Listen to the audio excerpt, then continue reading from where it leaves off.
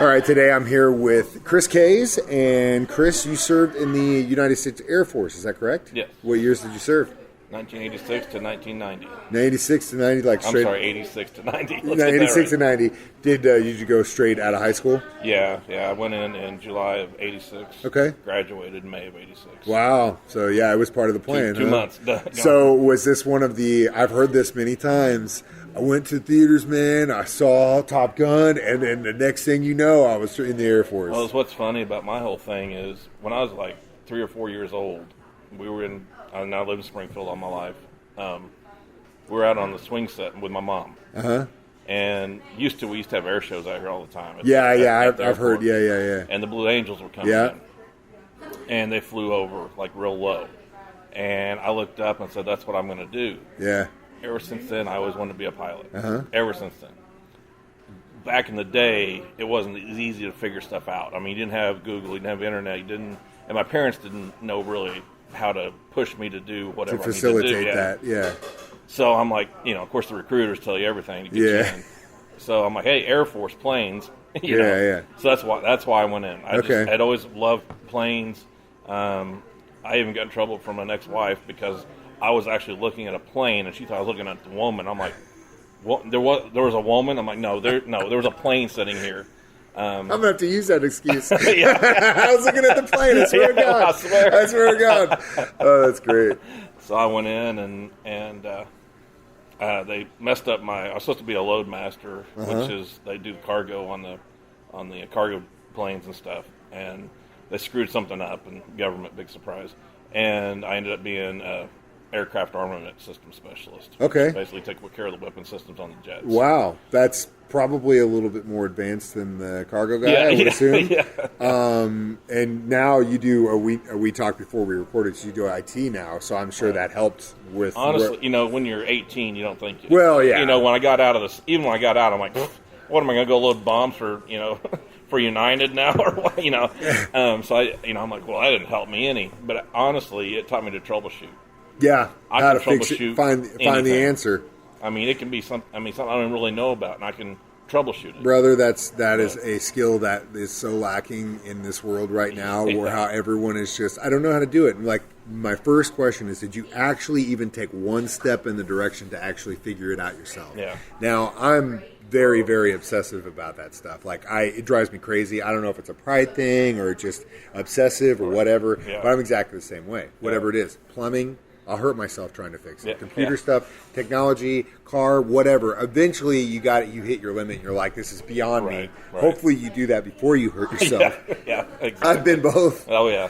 But that's a very good point that you made, and I have to say something about it because I believe it 110%. Like, no one just even tries to figure out the answer for themselves anymore.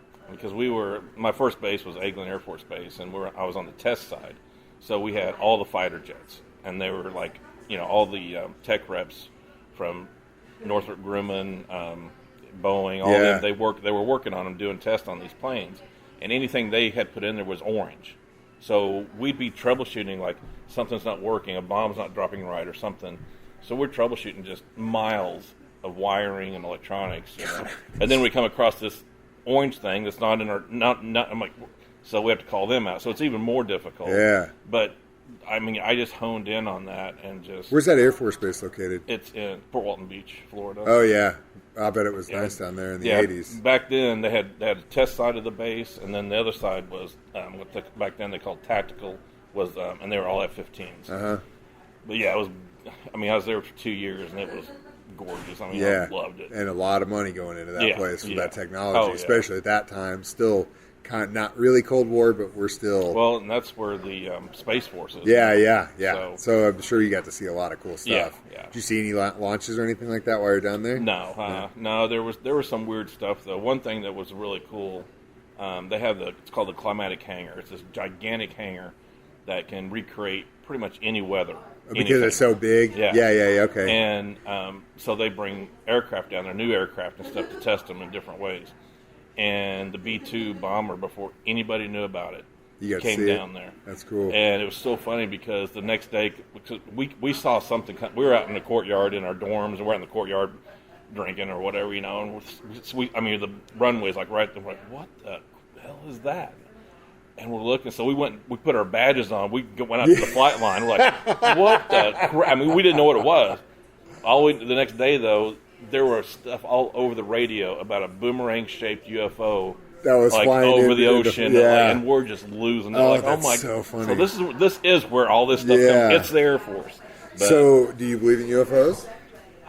Did you see anything weird while you're in the Air Force? I didn't.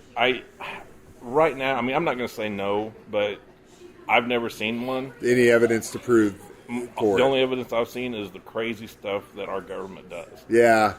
That people don't know about. Yeah.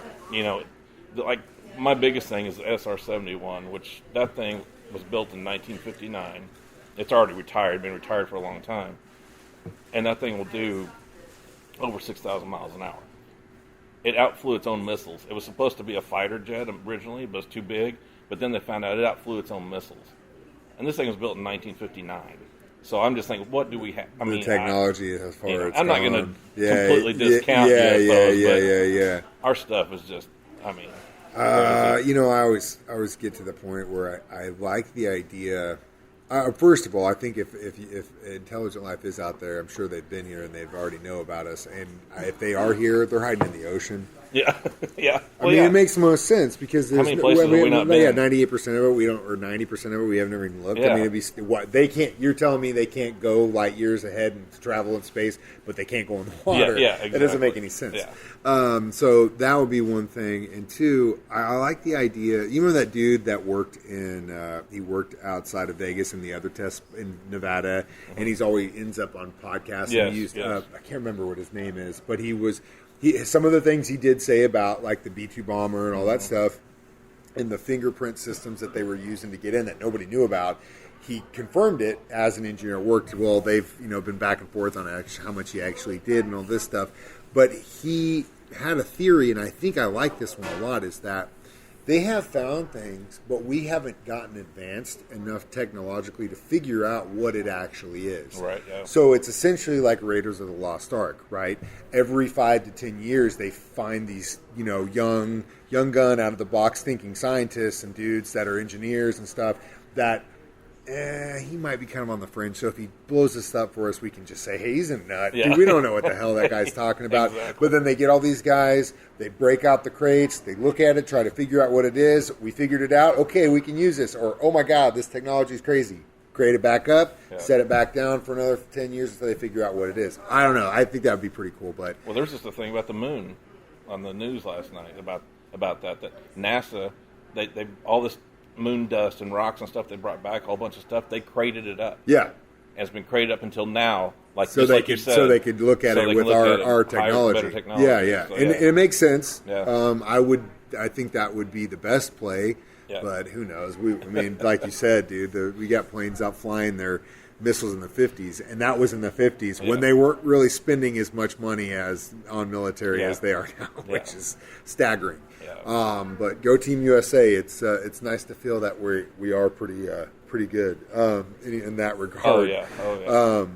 So yeah. Anyway, we got way off topic, but I was going to ask you: did you ever get a chance to fly? I did when I was in Korea. Okay, cool. So I left Eglin Air Force Base, and big surprise, chasing a girl that I thought I was in love with.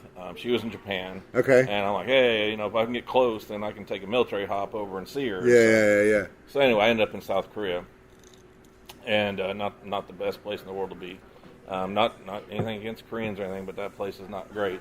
I've heard, it's funny, I've heard both sides, but it's always very polarizing. And it's probably changed a lot since then. I mean, it's been 40 years or whatever. I've heard both, though. I've heard it's either I really liked it or not for me. Well, it's like, we stepped off the plane, and of course they chartered a 747, so we flew over there on, and we're in our dress uniforms and stuff, and they'd had tsunami come through there and everything. Yeah. So we're having to walk across the tarmac, and Sui just coming up out of this, and we're having to walk. I'm like, well, this is a nice introduction.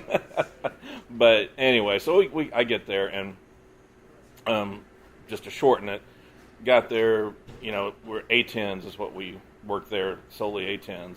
Got to see the 88 Olympics, so that was cool. That's badass. Yeah, so that was cool. Hey, I'll never have an opportunity. Yeah, that's a once in a lifetime. So that was cool. Thing, yeah. And of course, we were on high alert during the whole time they were there. Well, obviously, because But Korea. yeah, North Korea's right there. Yeah. And so over there, it's kind of weird when you're in a remote area like that. They call that a remote tour.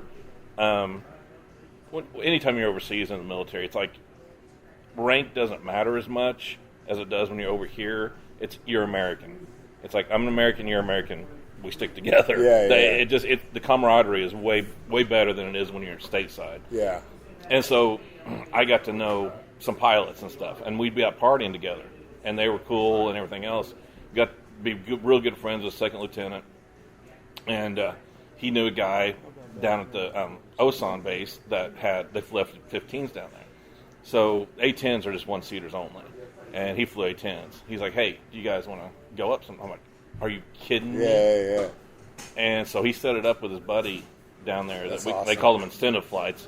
And he set it up so I was able to go on an F-15. That was insane. That's super cool, man. Yeah, it was. I mean, I'm a private. I got my private license after I got out and stuff. Okay.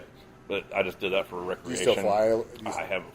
I started my business, and that kind of sucked my time right out of me. But let me ask you: when you were up in Korea, in that you said F-15, you listen to Danger Zone? Yeah.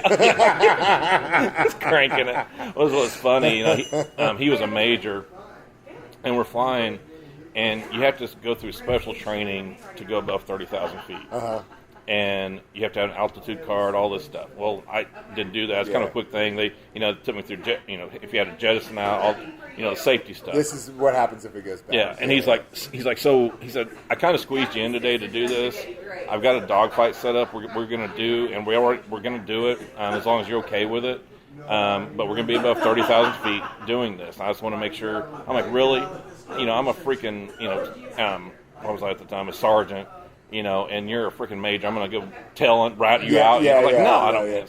So it's pretty crazy. And he let me take the stick a couple of times and just do some basic stuff. So cool, man.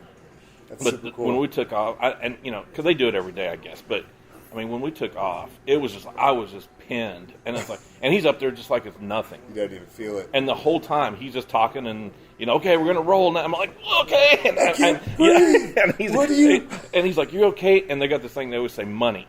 If you're doing good, he's like, he's like, okay, great. He's like, money. He's like, you doing all right? I'm like, yeah, I'm good. Money. I'm like, okay. But he was just like, calm, cool. I mean, just doing crazy stuff, and it was nothing to him. God, that's crazy. Those guys are insane. It's like those dudes that can talk to you while you're working out. I'm like, leave me alone. I'm lifting right now. Yeah. Well, Chris, lunch is here, so it's time to eat. But thank you so much for your service, and thanks for coming to lunch with me today, sir.